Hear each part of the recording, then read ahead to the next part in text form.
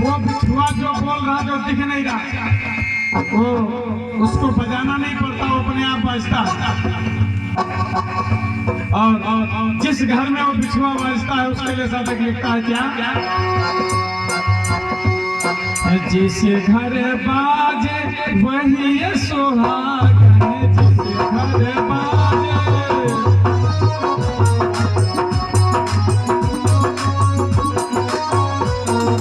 वही सुहागन, वही सुहागन, वही।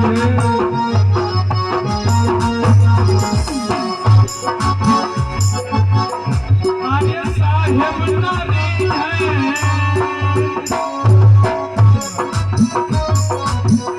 अरे साहेब नारी है, जो कर सिंगार चले बिना बिछुआ बाजे हमारे, चले बिना बिछुआ।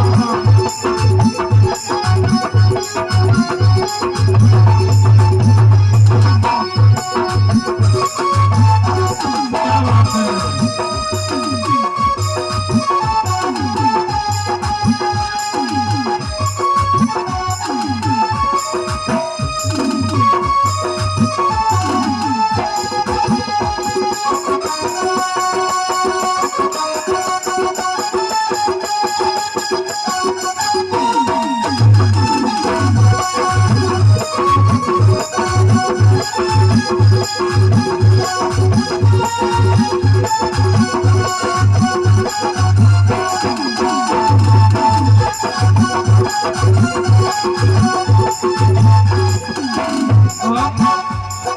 साधक कह रहा है कि साहेब नारी है जो करे श्रृंगार। श्रृंगार कौन सा है? श्रृंगार के लिए सर्वप्रथम आपको पहले इस आत्मा रूपी ये जो जीव है, हमारे आपकी ये जो आत्म की काया बनी है, इसके अंदर जो जीव बसता है, उसको इस जिह्वा को पवित्र करने के लिए सर्वप्रथम राम नाम का आपको मंजन जब आप करेंगे तो ये आत्मा शुद्ध हो जाएगी। जब ये जिह्वा शुद्ध हो जाएगी तो जिह्वा से आप भगवान का नाम लेंगे तो आपको आत्मा शुद्ध होगी, तो आपको शीतलता मिलेगी।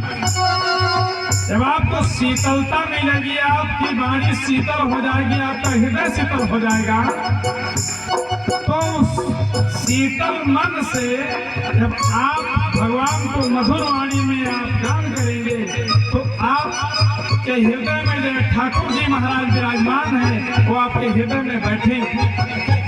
जब उसमें आप बैठेंगे तो जब आप भगवान की भक्ति करेंगे, उस भक्ति को श्रृंगार बताएगा। और कहीं टीका चंदन लगा ले श्रृंगार नहीं हो भाई। अगर टीका लगाए श्रृंगार होता है तो न जाने कितने टीका वाले बाबा तक वैकुंठ पहुंच गए होते। तो इसलिए टीका चंदन लगाने से श्रृंगार नहीं होता। अभी लोग भैया कुटी शरीर चलकर ही आएंगे भागवत सुने, है ना? ये श्रृंगार। और निगरी के गजनी नाय पे है भगवान भागवत 5 दिन की हो गई का समापन हो जाए, और धान अभी कटतो नहीं, है ना भाई?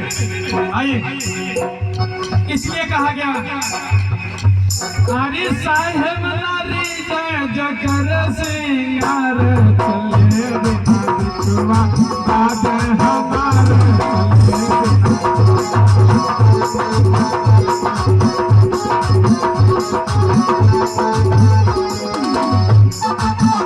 क्या बात है?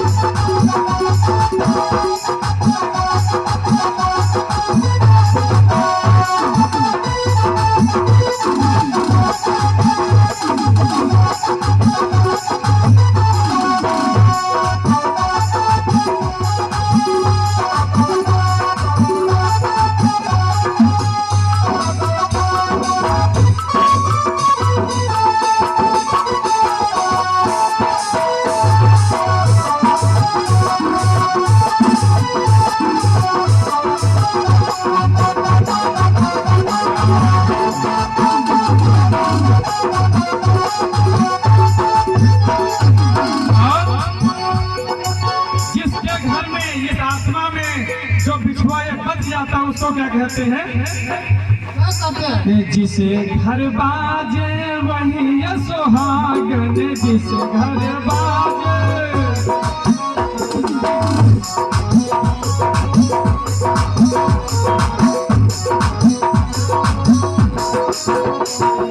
वही ये सुहागन, वही ये सुहागन, वही।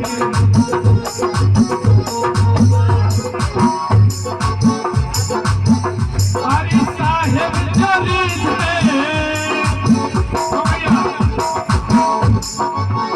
अरे साहेब जरीद तो कर सिंगार छुआ बाजे हमारे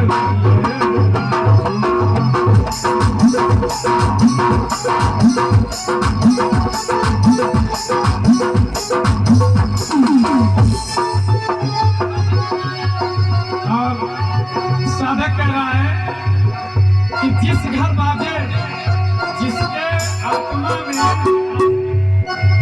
जिसके आत्मा में ये भगवान के नाम का बाजा बज जाता है, वो घर अनहद हो जाता है, सबसे सुंदर बाजा हो जाता है।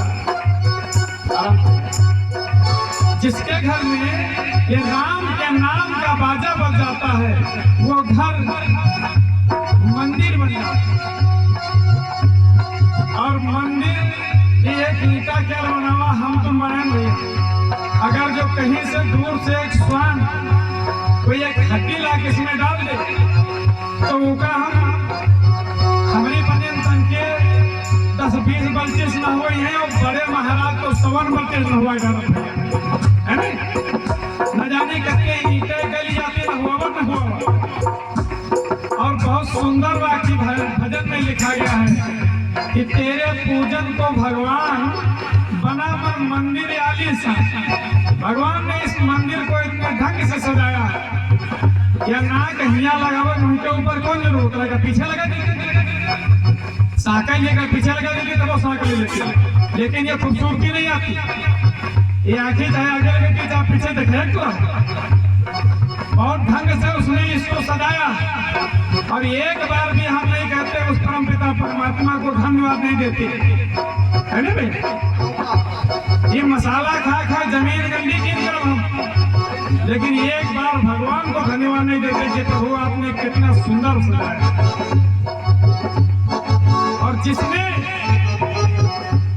ये नाम को जान लिया उसको तरनतार हो गया।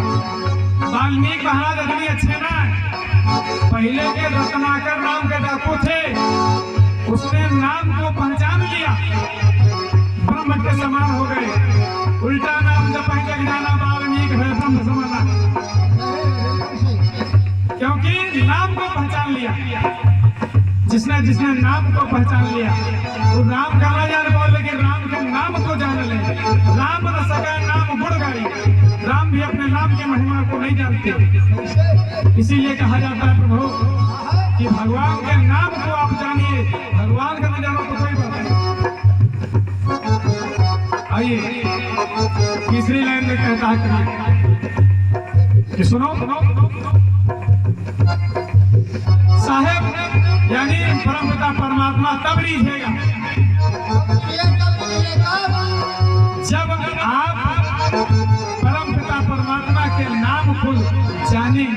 यदि आप जाने नहीं तो ऊपर ऊपर तो चाहे जाता है, क्योंकि भजन का साधन बताया गया है कि ना मुख चले न जिभ्या डोले,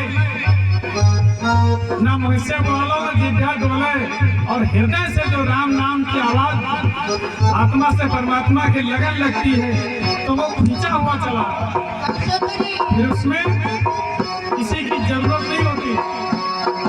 आइए साधक लिखता है, हम दूसरी तीसरी लाइन में साधक लिखता है कि हे मानो थोड़ा सोच लो कि सोवत जागति पंख चले बिना, सोवत जागति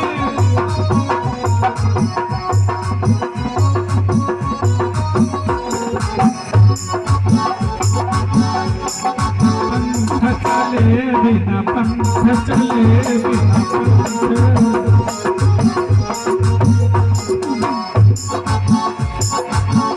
चाहे आप स्वागत हो, चाहे जागत हो, चाहे रास्ता चलो, यूं जरूरी नहीं है कि हम किसान हैं, हमका 3 घंटा माला घुमावे की जरूरत नहीं है।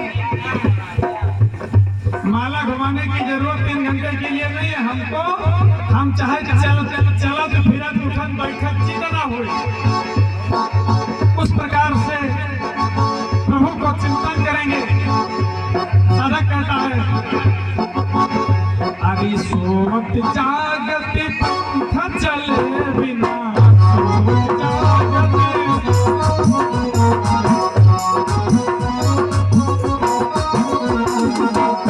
अरे पंथ चले बिना, पंथ चले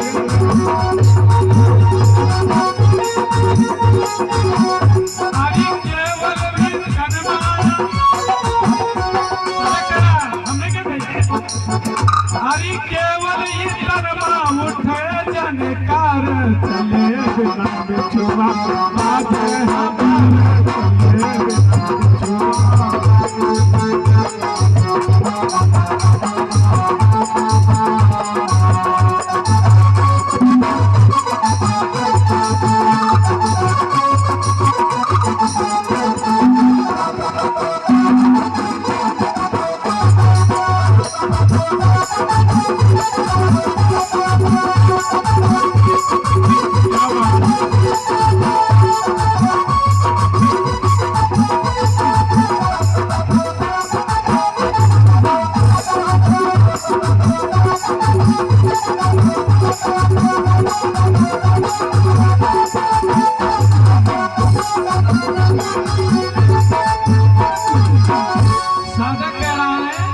सोवत जागत पंथ चले भी, सोते जागते रास्ता चलते हुए केवल ही तनमा, तन के अंदर जो आत्मा है, उस आत्मा में केवल ही तन में उठे झनकार किस बात की, चले बिना बिछुआ वाला, बाकी कोई जरूरत नहीं। इसमें 1 पैसे का खर्चा नहीं।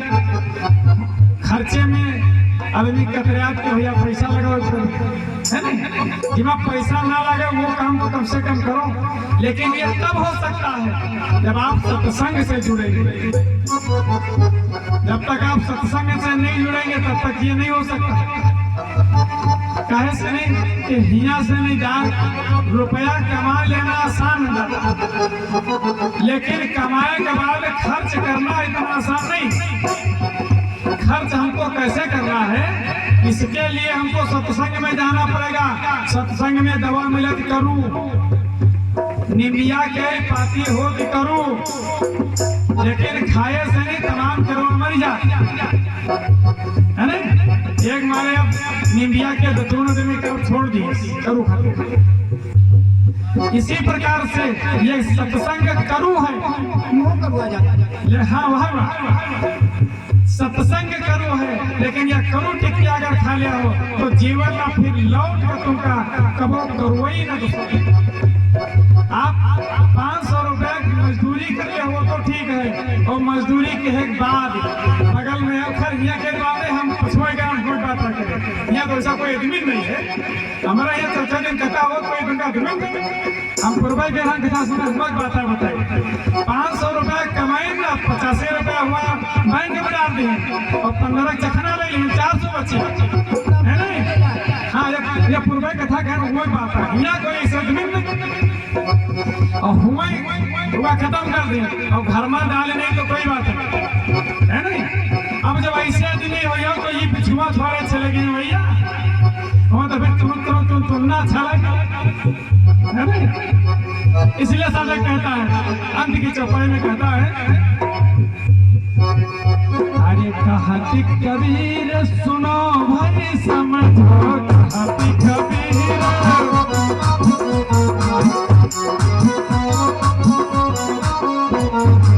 सुनो भैया समझो, सुनो समझो, सुनो भैया। अरे ज्ञान बिना व्यर्थ है, अरे ज्ञान बिना व्यर्थ है जीवन हमारो, चले बिना बिछुआ आज हमारो, चले बिना बिछुआ।